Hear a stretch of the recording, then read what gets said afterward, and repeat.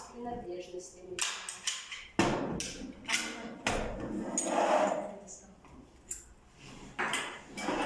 Потом отделить что-то.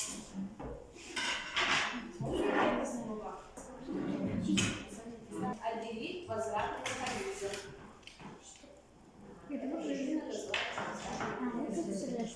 Дальше отделить контрольный раму запора. И после этого снять запор. Это запор.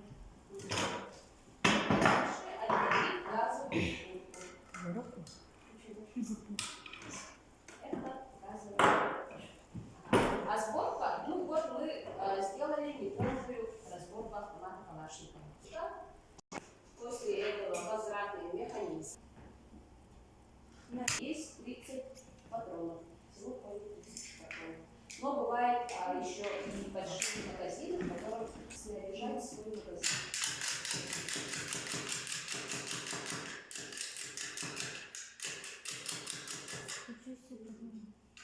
И обратно. Это тоже